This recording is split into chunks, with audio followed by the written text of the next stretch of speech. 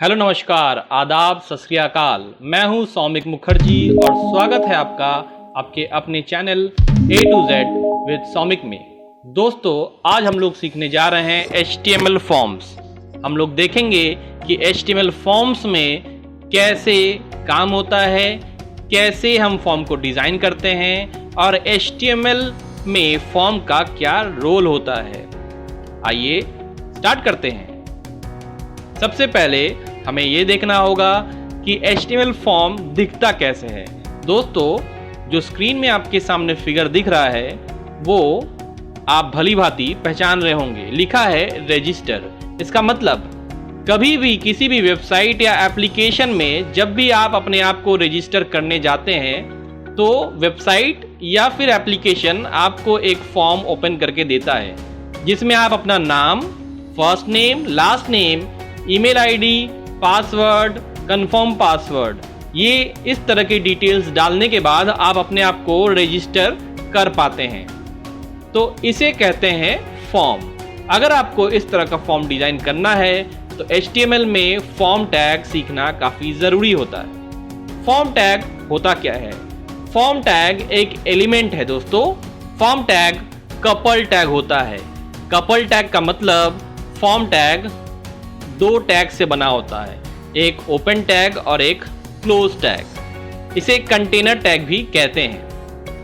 Form tag के कुछ attributes भी होते हैं जैसे action, method and ENC type. आइए देखते हैं इसका एक प्रैक्टिकल। दोस्तों हमने अपना एडिटर ओपन कर लिया है और हम लिखने जा रहे हैं फॉर्म। देखिए ये फॉर्म टैग है जो कि ओपन और क्लोज हो रहा है। फॉर्म टैग के अंदर ही आप अपने फॉर्म को डिज़ाइन कर सकते हैं। अगर आपने फॉर्म टैग नहीं लिखा है तो फॉर्म डिज़ाइन नहीं हो पाएगा। फॉर्म टैग में कुछ एट्रीब्यूट्स भी होते हैं और फॉर्म टैग के अंदर आप क्या लिखेंगे, अलग अलग तरह के इनपुट टाइप्स। दोस्तों कई तरह के इनपुट टाइप्स आते हैं जिसका कंप्लीट वीडियो मैं आपको अगले कुछ नेक्स्ट वीडियोस में बताऊंगा, लेकिन फिलहाल एग्जाम्पल के लिए मैं आपको कुछ एक दो इनपुट टाइप्स बता देता हूं। जैसे अगर आपको फर्स्ट नेम डालना है या फिर नाम डालना है तो उसके लिए आपको एक टेक्स्ट बॉक्स चाहिए।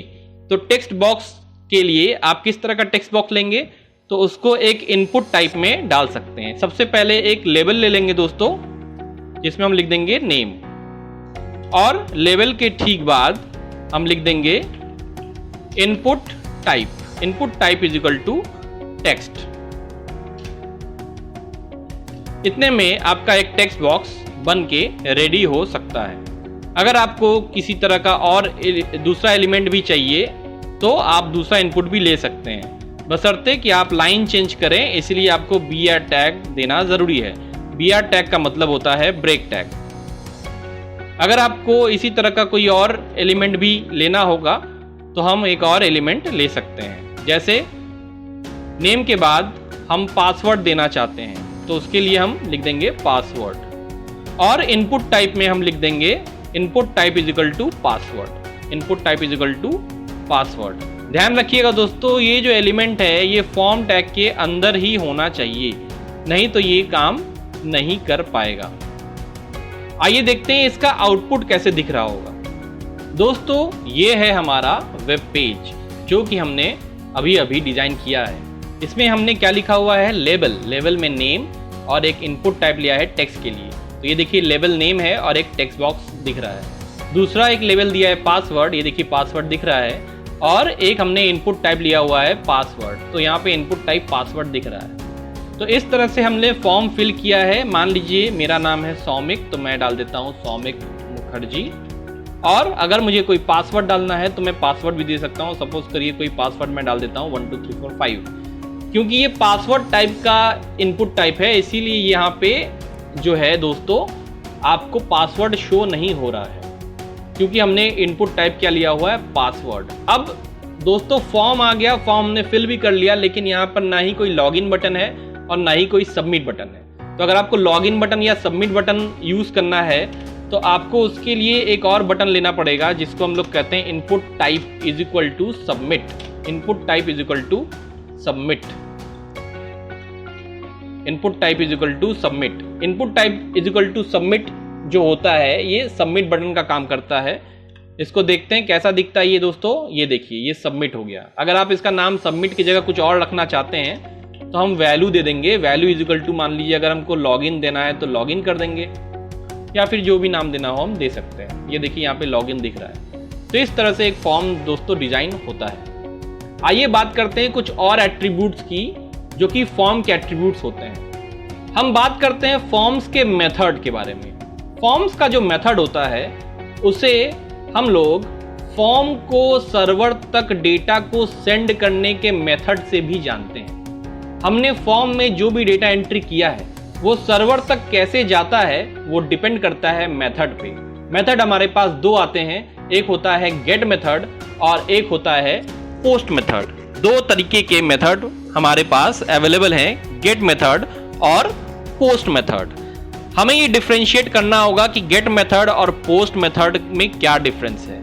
अगर गेट मेथड का यूज करेंगे तो वो डेटा यूआरएल में भी शो होगा और सर्वर में भी चला जाएगा, और ये काफी सिक्योरिटी के बिहाफ पे लेस सिक्योर होता है। और अगर हम पोस्ट मेथड का यूज करते हैं दोस्तों तो डेटा हमारा सर्वर तक पहुंच जाता है, वो भी सिक्योरिटी के साथ। आइए एक प्रैक्टिकल करके देखते हैं। फॉर्म में दोस्तों एक एट्रीब्यूट हम लेंगे जिसका नाम है मेथड, और मेथड इज इक्वल टू हम लिख देंगे या तो गेट या तो पोस्ट। अभी मैंने थोड़ा सा डिफरेंस बताया है गेट और पोस्ट के बारे में। अगर आपको गेट और पोस्ट के बारे में और डिटेल जानकारी चाहिए तो मैं एक और सेपरेट वीडियो बना दूंगा अगर आप कमेंट में लिखेंगे तो आइए ट्राई करते हैं पोस्ट।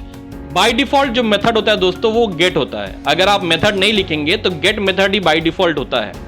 तो मेथड हमने लिख दिया है पोस्ट। अब पोस्ट मेथड लिखने का मतलब ये है कि ये जो डेटा हम यहाँ पे फिल करेंगे दोस्तों, आइए देखते हैं फिल करके।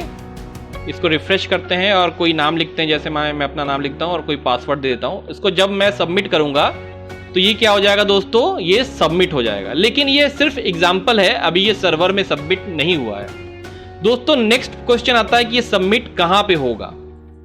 आइए बात करते हैं एक्शन नाम के एट्रीब्यूट की। दोस्तों एक्शन नाम का एट्रीब्यूट फॉर्म का एक एट्रीब्यूट होता है जो ये डिसाइड करता है कि एक्शन किस पेज पे अप्लाई होगा। गेट मेथड या पोस्ट मेथड के थ्रू जो डेटा आपका सेंड होगा सर्वर पे, वो सर्वर के किस पेज में जाके डेटा स्टोर होगा। तो एक्शन में हम किसी यूआरएल को या फिर किसी पेज को स्पेसिफाई करते हैं। ओके दोस्तों, जैसे प्रैक्टिकल करके हम देखते हैं। दोस्तों हम एक एक्शन नाम का एट्रीब्यूट लेंगे और एक्शन में हम कोई यूआरएल या फिर किसी पेज का नाम स्पेसिफाई करेंगे। सपोज करिए show.html या फिर show.php। तो मैं show.php नाम का एक पेज रखूंगा और उसमें डेटा को ट्रांसफर करूंगा। फिलहाल ये आपको दिखेगा नहीं क्योंकि ये PHP का फॉर्म है। तो अगर PHP में आप पेज को डिजाइन करते हैं तो आपका डेटा कहां चला जाएगा, show.php में। आइए देखते हैं इसमें क्या रिफ्लेक्शन आता है। इसको मैं पहले सेव करता हूं, इसको रिफ्रेश करता हूं दोस्तों। इसको मैं रिफ्रेश करता हूं और एक नाम लिखता हूं सौमिक और कोई पासवर्ड लिख देता हूं। इसको सबमिट करता हूं। देखिए सबमिट करते ही कहां पे चला गया, ये यूआरएल आप देख सकते हैं दोस्तों। ये यूआरएल देख सकते हैं दोस्तों, show.php। इसका मतलब है कि जो डेटा है वो show.php तक चला गया है, बट हमने show.php को डिजाइन नहीं किया है, इसीलिए वो अभी अवेलेबल नहीं है और नहीं दिख रहा है। नेक्स्ट एट्रीब्यूट है enc टाइप। नेक्स्ट एट्रीब्यूट है enc टाइप। enc टाइप का मतलब होता है कि आपका जो डेटा है वो सर्वर में या फिर दूसरे पेज में, मतलब show.php में कैसे जा रहा है, कैसे इनक्रिप्ट होके जा रहा है। तो डेटा हमारा जब भी सर्वर पे ट्रांसफर होता है HTML फॉर्म से, तो वो इनक्रिप्शन फॉर्मेट में ही जाता है। जब हम पोस्ट मेथड लगाते हैं तो वो इनक्रिप्ट होके जाता है और ये आपका जो डेटा है वो कंप्लीटली सिक्योर रहता है। तो अगर आप enc टाइप लगाते हैं तो आपका डेटा इनक्रिप्ट होके ही जाएगा। और बाय डिफॉल्ट जो इनक्रिप्शन टाइप होता है वो होता है application/x www-form-url encoded। ये बाय डिफॉल्ट enc टाइप होता है। आप दूसरे enc टाइप्स भी लगा सकते हैं अगर आपको इसके बारे में जानकारी है तो। ये करता क्या है, जैसे अगर आपने URL में स्पेस दिया है तो इसको आप enc टाइप जो एट्रीब्यूट होता है वो प्लस में कन्वर्ट कर देगा, या डिफरेंट जैसे m% में भी वो कन्वर्ट कर सकता है। एक और एट्रीब्यूट के बारे में जानेंगे दोस्तों ईएनसी टाइप के साथ ही नेक्स्ट प्रैक्टिकल में। दोस्तों नेक्स्ट एट्रीब्यूट जो है वो फॉर्म का नेम होता है। फॉर्म का नेम देना काफ़ी मैंडेटरी होता है। जैसे फॉर्म का नाम अगर हम करना चाहें लॉगिन फॉर्म तो हम लग देंगे लॉगिन FRM। तो ये फॉर्म का एक नाम होता है दोस्तों जो कि काफ़ी इंपॉर्टेंट है। आप इसी नाम से फॉर्म को रिकॉग्नाइज कर सकते हैं। फॉर्म का नाम देना इसलिए मैंडेटरी है क्योंकि एक वेब पेज पे या एक वेब पेज पे कई फॉर्म्स हो सकते हैं। कई फॉर्म हो सकते हैं। हो सकता है एक ही पेज में आपको लॉगिन का फॉर्म भी दिखे और उसी पेज में आपको रजिस्ट्रेशन का फॉर्म भी दिखे। तो कौन सा फॉर्म वैलिडेट होगा, इसीलिए आपको फॉर्म का नाम देना ज़रूरी होता है जिससे आप फॉर्म को रिकॉग्नाइज कर सकें। और जो एट्रीब्यूट अभी मैंने बताया था आपको ENC टाइप, उसके लिए आप क्या लिखेंगे ENC type is equal to, ये देखिए बाय डिफ़ॉल्ट जो है application x www/form URL encoded। आप ये भी दे सकते हैं बाय डिफ़ॉल्ट है, या फिर multipart/form डेटा भी दे सकते हैं, या फिर टेक्स्ट प्लेन। मल्टीपार्ट का मतलब होता है दोस्तों कि जो डेटा है आपका वो पार्ट बाई पार्ट में इनकोड होते हुए दूसरे पेज में जाके स्टोर हो जाएगा। जब हम लोग इमेज वगैरह ट्रांसफ़र करते हैं या फिर कोई हाई कैपेसिटी की फाइल हम ट्रांसफ़र करते हैं अपने HTML पेज से सर्वर के पेज में, तब हम मल्टी पार्ट का यूज़ करते हैं दोस्तों। और अगर आपके पास सिंपल टेक्स्ट डेटा है और आप उसको सिंपल फॉर्म में ही भेजना चाहते हैं तो आप क्या लिखेंगे दोस्तों text/plain। तो इस ऑप्शन को आप यूज़ कर सकते हैं। तो दोस्तों मैंने ये ऑप्शन यूज़ किया है, इसको आप फुल फॉर्म में देखिए ऐसे।